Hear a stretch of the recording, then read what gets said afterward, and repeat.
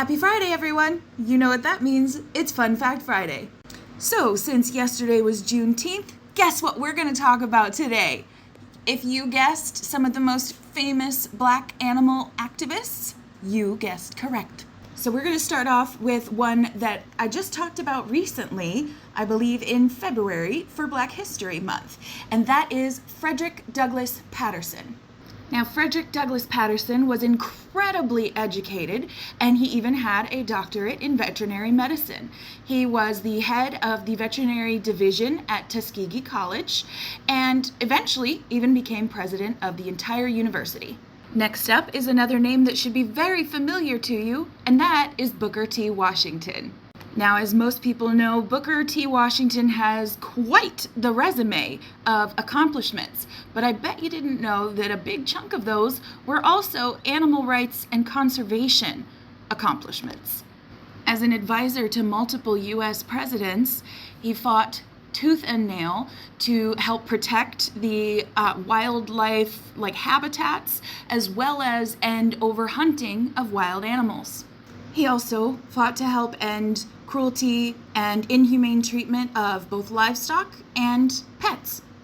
Next up, we have Dick Gregory, who was, among other things, a comedian and a civil rights activist, as well as an animal activist. When he wasn't on stage performing his comedy show, he was super casually marching with Martin Luther King Jr. Dick Gregory was an avid vegetarian. He wrote a bunch of letters in support for the organization called PETA, People for the Ethical Treatment of Animals. And I even have a quote for you. Quote, "Animals and humans suffer and die alike. Violence causes the same pain, the same spilling of blood, the same stench of death, the same arrogant, cruel, and brutal taking of life. We don't have to be a part of it." Unquote.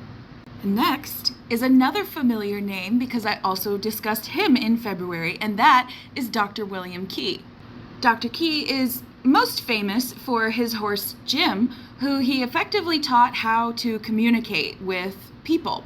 And it was thoroughly investigated many times by quite a few impartial audiences, and discovered that his horse communicating wasn't a trick. It wasn't made up. It was legit. And he did all of that without using any kind of violent or aversive methods. He and Jim toured the entire country spreading word of animal rights, animal welfare, non-cruelty, and teaching people about humane and compassionate treatment towards animals. And next up, we have Dr. Paula Kahumbu. Dr. Kahumbu was born in Kenya and became absolutely enamored with animals from a very young age. Who can relate? And during her education, decided to focus mostly on elephants. And you know what? She's still doing it. She's been leading the Hands Off Our Elephants campaign since 2013. And this campaign is all about essentially helping to track down and properly punish poachers and people who smuggle and sell ivory.